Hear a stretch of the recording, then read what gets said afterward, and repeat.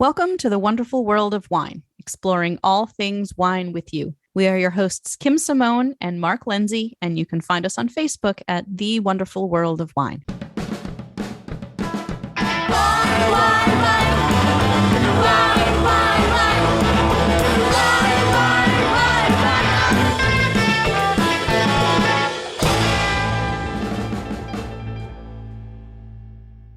Hello, and welcome to the wonderful world of wine, exploring all things wine with you. Every week, Mark and I discuss trending topics in the wine world. How are you doing this week, Mark? Everything's good, Kim. How are you?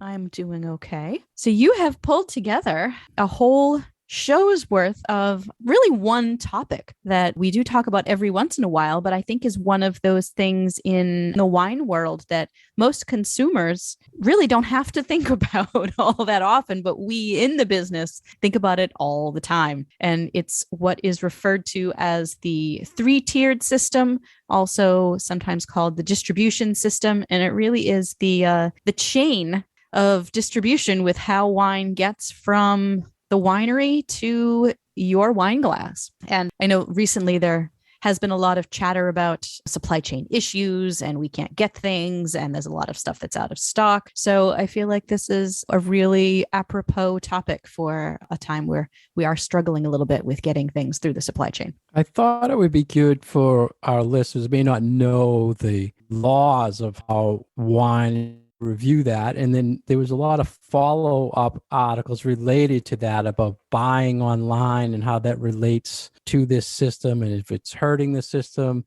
And then as we talk, I want to ask your opinion on what you feel about this system, because obviously I'm in retail and I'm involved in the system and I want to get your view on it. But I think it's important first we talk about why this system is out there.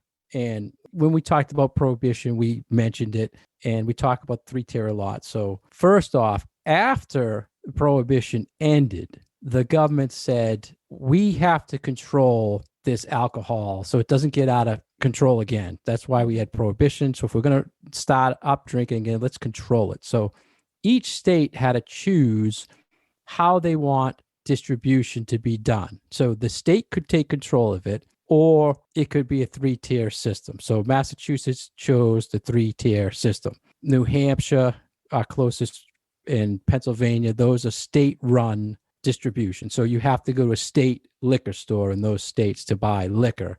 In Massachusetts, there's liquor stores. So they said at the time, it prevents disorderly... They, the government. The government said this will prevent a disorderly marketing conditions. I think it was just their way of saying, just some control. So there's no, in a three-tier, the idea is there's no monopolies. The tiers would be this, that you'd have the winery, or the importer, then you have a distributor, then you have a retailer. So I'm the retailer, I buy from a distributor buys from the winery or the importer, and then the consumer buys from me. You cannot go to the other levels above me, and I can't go above my distributor's level either. So am I making sense to you, Kim? So if I'm making sense to you, I hope I'm making sense to the listeners. Yes, you are. Okay. So now the issues with this system, there's plenty, right? As you know, Kim, if a distributor does not carry a winery's or an importer's product, then I can't buy it from them and I can't sell it to you. So a lot of the articles out there are saying consumer rights. I want to buy XYZ wine, but it's not in my state. I should then be able to go directly to that wine, or I should search the internet and buy it from someone else in another state. Mm-hmm. So there's a lot of things going around about, what are the laws with this? And I just wanted to mention quick, there are in the states that have, I mentioned Pennsylvania, I think there's 17 state controlled other than that include New Hampshire and Pennsylvania.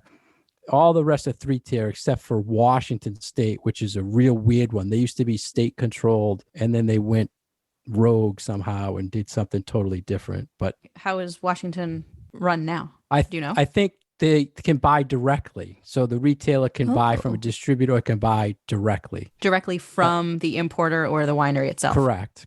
Oh. So people are probably saying, okay, so how does this affect me? It all comes down to you can't find a wine, but you want it. You can legally buy from the winery, have it shipped to you if that winery pays the state of Massachusetts a fee to send the wine to you. And I think it's like $200 if they want to pay it. Yeah, or it's like $300 for a permit. Yeah, it's a permit that I think they probably have to pull it every year or something. I would think so. And that Yeah. probably has to do with because where it's sold, what state, that's the state that's making the tax money. Mm-hmm.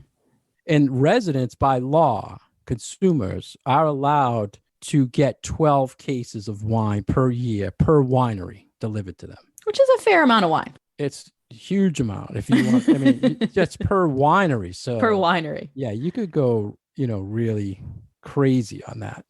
So tell me, Kim, your opinion, is the 3-tier system fair? I don't think so. I feel like there are so many ways to abuse it, or maybe not abuse it, but so many ways for it to not function in a way that is good for all parties involved. So one of the big arguments against it is that the only, I don't say person, but the only entity that comes out as the winner is the distributor, because they really have all the rights. So say I have a little winery in the state of Virginia, say, and I make nice wine and I want to start distributing it to other places in the country because, there have been some nice magazine articles written up about me. Maybe somebody had me on their podcast, whatever. So I try to find a distributor in the state of Massachusetts to distribute my wine. I then have to enter into an agreement with that distributor. And then I really don't have any control about what kind of a job they do selling my wines. So it's, I think, really hard for the little guys that is their only access to the market in Massachusetts, other than coming here and opening up their own distribution company, which some people have done to kind of, I don't say get around it, but to make it so that they have a presence in our market.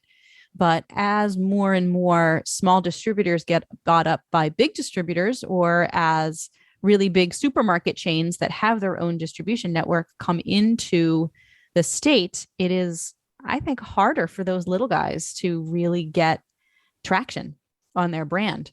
So they have to not necessarily rely on their distributor to be the ones to really pound the pavement with their wines, but they have to have their own staff going to multiple markets and trying to work the market. So I think it's not necessarily fair to those really small producers. And imagine if you're not in Virginia, but you're in, I don't know, Portugal or Croatia or South Africa. So that's one of the things that I would say is against it. Yeah, wineries in other parts of the world need an importer to get them into the state, and then they need a distributor in the state to sell it for them.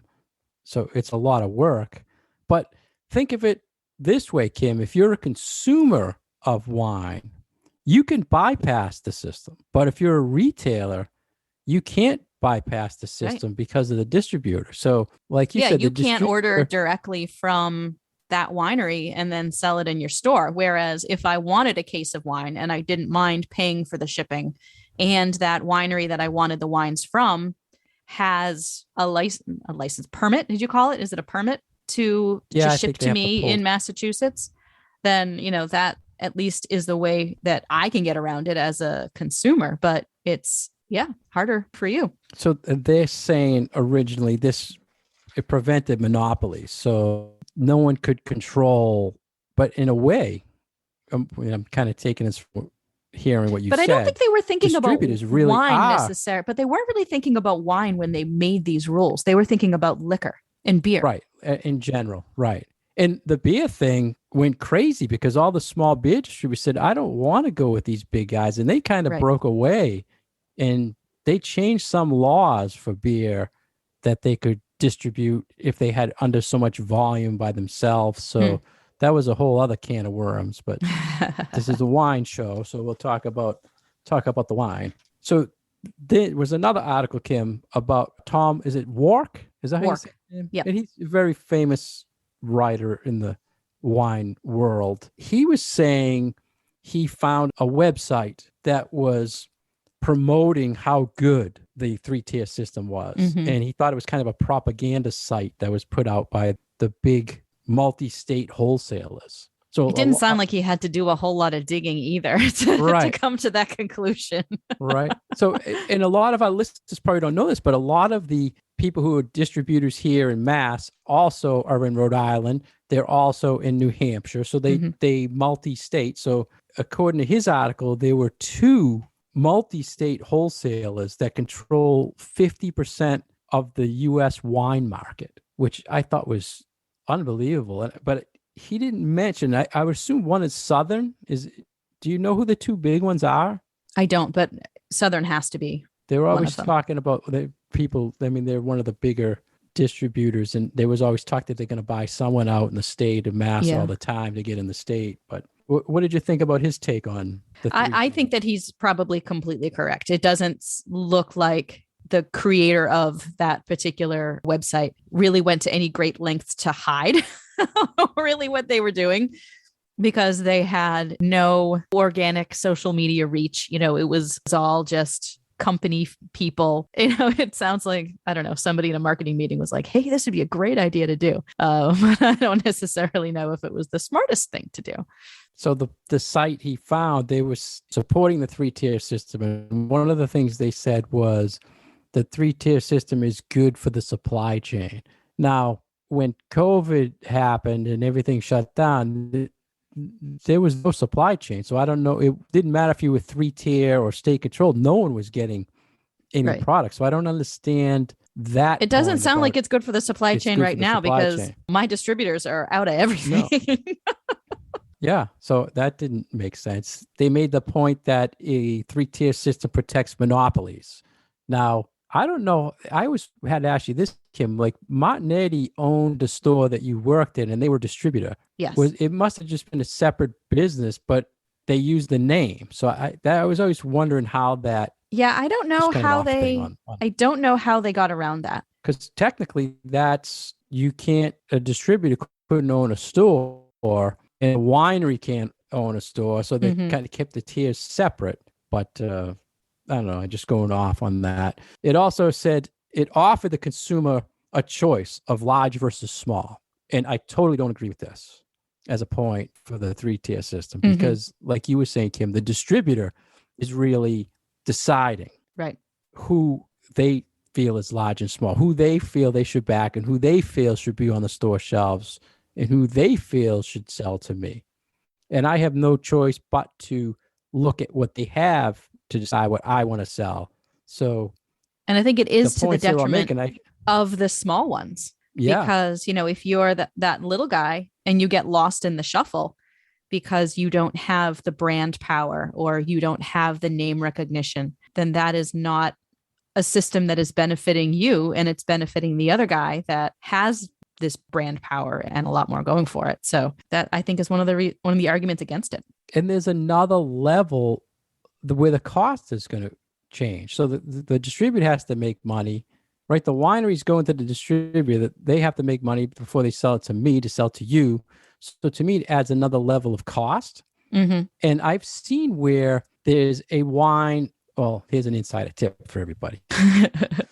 I've seen wineries. I've been buying wines for years. And then when their website cheaper than I could buy it for, the only thing I can assume is that it's because the wholesaler is cost to me, the markup to me. You know what I'm saying? So that is not a good thing. If why would I sell a product on my shelf if you're a smart consumer and you search and you can buy it directly from them and save $100 a case? It's not fair for me to sell it to you for that. Does that make sense? But even with the shipping, it would be better for the consumer to buy it from the winery. Yeah. I mean, we don't know the shipping and, you know, how it's going to get there and everything, but I'm just saying it's not fair that they don't see that the states they're in with the three-tier, that they price it so we can still sell it and be competitive to what they sell at their winery. So that's just my retailer rant there.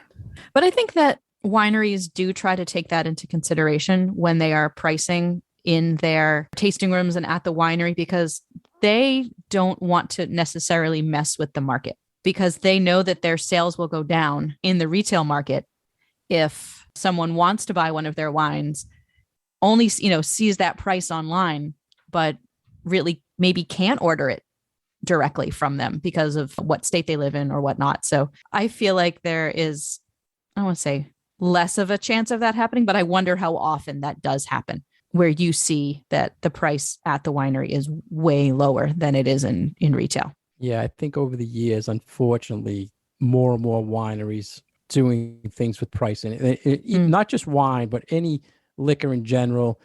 It should be all pretty consistent pricing. Yeah. But they do some stupid things that it's not.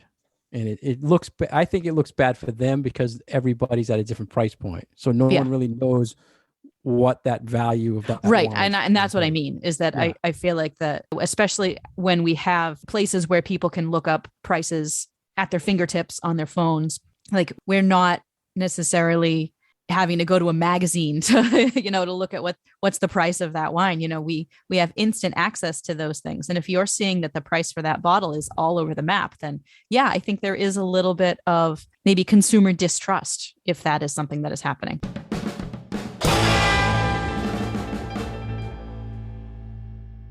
You're listening to The Wonderful World of Wine. We are your hosts, Mark Lindsay and Kim Simone, exploring all things wine with you.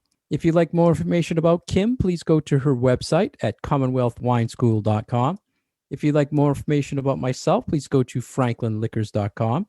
We're here every week on Franklin Radio, WFPR 102.9 FM. Any questions or comments, you can find us on Facebook. We're talking about the 3-tier system, and I kind of went off a little bit there, Kim, but I want to just follow up on a couple of numbers from the distributors. We talked about 2 wine distributors in the U.S. account for 50% of the wine sales. And then they gave a couple of numbers I thought were interesting. In 1995, there were 3,000 distributors in the United States. In 2017, there was 1,200. So wow. A lot of people are buying other people.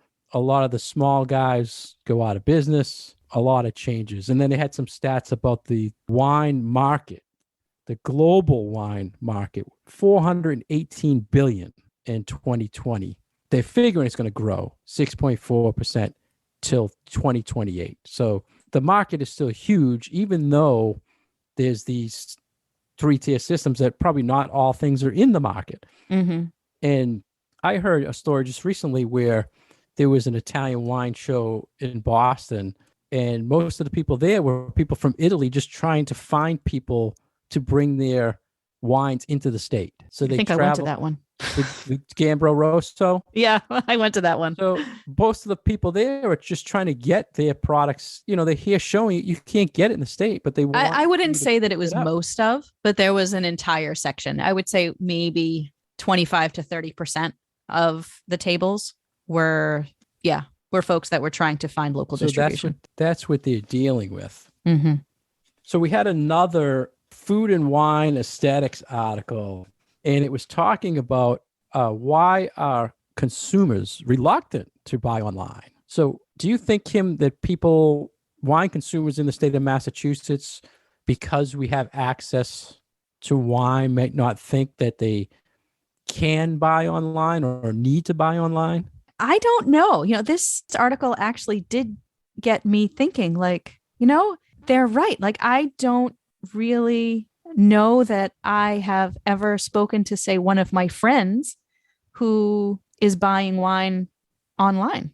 I don't know what the hesitancy is, but it does appear to be a thing. People, this is just anecdotally, I haven't gone and done any scientific research about it, but I can't say that I am familiar with a lot of people who do buy their wine online. For me, that's good for you, right? But interesting. Interesting. I think if you want to deal with it, if you research it and want to deal with the shipping and the risk of being shipped or being temperature damage or whatever, to me, every time I've looked to buy something online, the price to ship it was more than the wine. and I couldn't justify 2 times the price just to get the bottle. Now you can, there's things out there you can join, wine clubs are very popular and they'll send you 6 bottles every month and they'll eat the cost, but you're paying for it somehow. So I think that's a big thing, the shipping. And in this article, they mentioned compared to other e-commerce items, I think it was like 3% is wine, which is really low. Yeah. And compared to other things, they said, is it because of weather? Is it because of shipping? Is it because it's fragile? Why is that so low? Yeah. I mean, I don't think it's because of the need to keep it temperature controlled or make sure that no spoilage, because I mean, for goodness sakes, we ship fruit all the time, Right. All sorts of food products, specialty food products get shipped all the time from all over the place. And so I don't think it's that. I don't know. I mean, people look for information about wine online all the time, but then the actual purchasing of it does seem like it's not really a thing. And it's not just in Massachusetts. Like they weren't just talking about Massachusetts. They were talking all over the place. Right. Nationwide. Mm-hmm. You mentioned the temperature. I mentioned the temperature. People should keep in mind when I order wine from a distributor in the state, chances are the truck is loaded the night before my order. It's sitting on the truck. And then days where it's midwinter or hot summer, it's changing temperature probably just as much as if it was coming from California across. So you really want to tell people that? Well, I mean, people should, things are handled, and they're handled many, many times before they're in your hands when you're taking it out of my store. So, there's a lot to the movement and everything. There was a comment he made here, Kim, that I thought, to me, it hurt me, but I had to get your opinion on it. He stated no local shop can come close to the selection online. Well, What'd you think? True. Very true. It's true. You can't sell everything, but you sell what you feel is worth selling. So just because you can't sell everything doesn't mean you don't sell quality. And I can't buy everything if I wanted to because I'm in the 3-tier system. I have to buy what's there. Mm-hmm. But one of the common things that happens, Kim, is that a customer will come in and say, geez, I looking for this wine. And I'll go on first and see if I can get it in the state. And then I'll just do a general search of, how did they even find it? Mm-hmm. What I find most of the time is someone searching for a wine is not something that's not in the state, but it is something sold directly to a certain store. So an allocated item, or for instance, Trader Joe's, the $2 chuck, that actually Trader Joe's has to actually go through a distributor to get it in their shelves, but I can't do business with that distributor to buy it.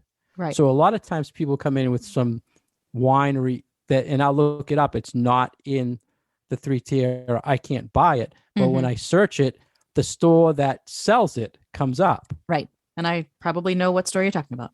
Oh, there's a lot of them. There's, all the stores that have their own private brands.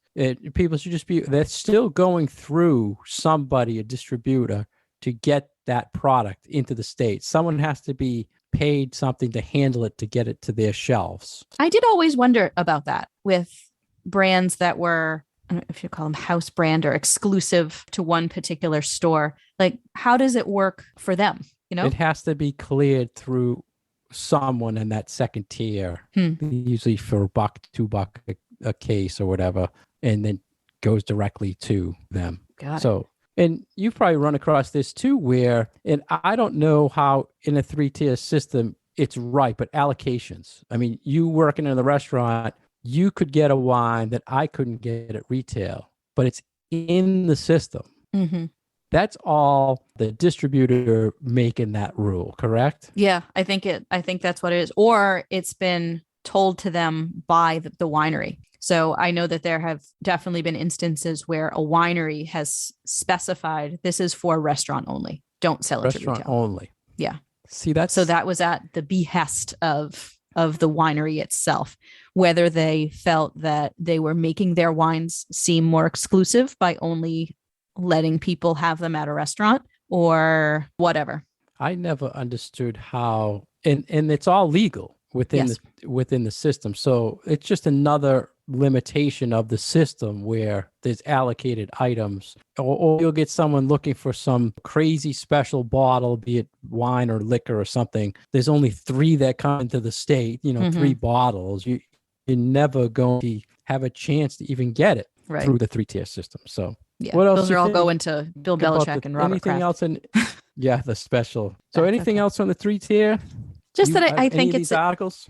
I think it is something important for consumers to understand, so that you, the consumer, just have an idea of what goes on in the system, so that you hopefully don't get as frustrated when you're looking for that special bottle of wine that maybe you had on your honeymoon, or that you went to California and you can't find that wine back here. This is the reason why. This system that's in place is why not every wine that you search for on the internet can be found in Massachusetts. Bummer. That's good, Jim. Yeah, bummer.